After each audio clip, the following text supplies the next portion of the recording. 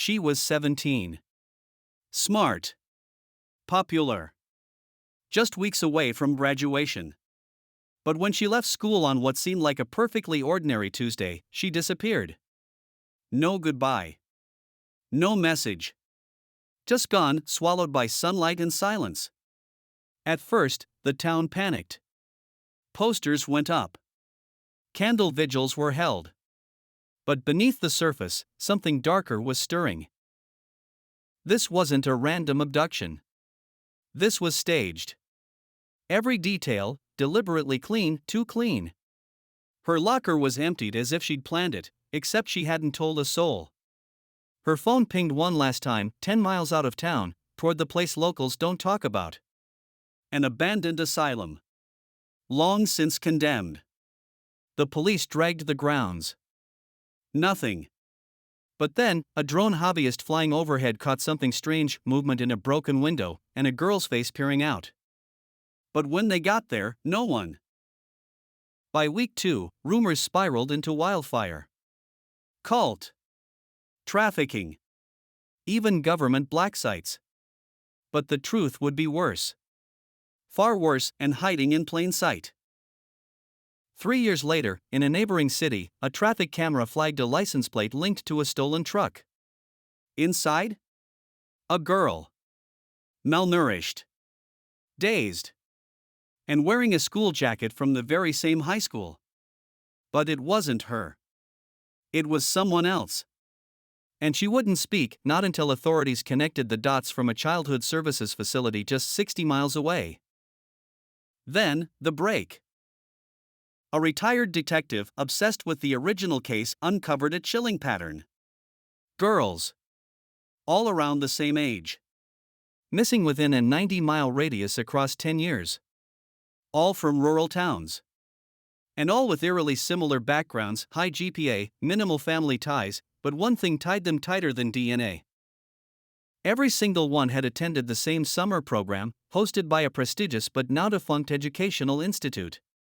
Meant for elite students. Invites only. Run by a man with zero digital footprint. No birth record. No family.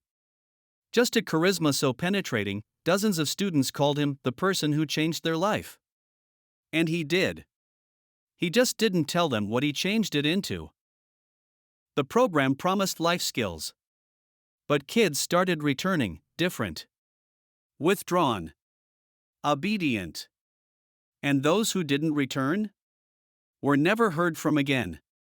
When a journalist tried to trace funding for the institute, she found it was quietly backed by private contributors with links to offshore accounts. One name kept appearing, Lotus Consortium. No face behind it. No website.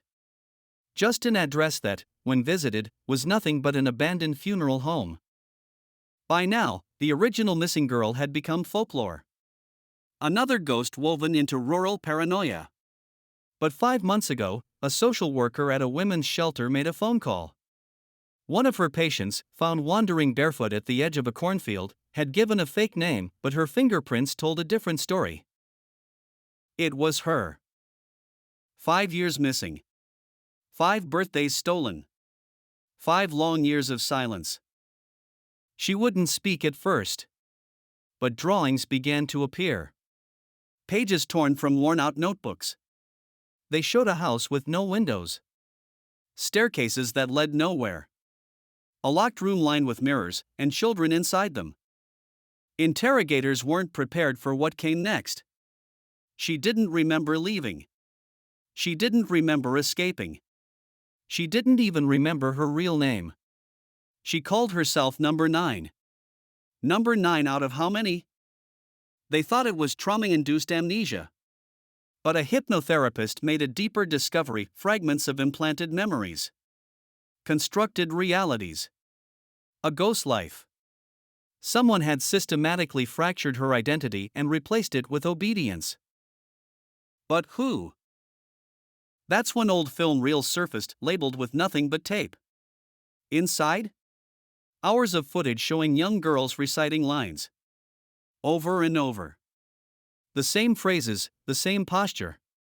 Until a buzzer sounds, then silence. Behind the camera, a male voice. Calm. Almost warm. Again, he says. Until you believe it's real. The man was never found. We never got the whole truth. The girl was placed under protective surveillance and quietly moved out of state. No charges. No press release. Because maybe, just maybe, they were scared of what would happen if the public realized that this wasn't random. That systems exist far deeper than we think. Designed not to find, but to bury. There are stories that change how we see the world. But then, there are those that teach us how much of the world we've never really seen. Follow the quiet signal. Some stories are buried on purpose.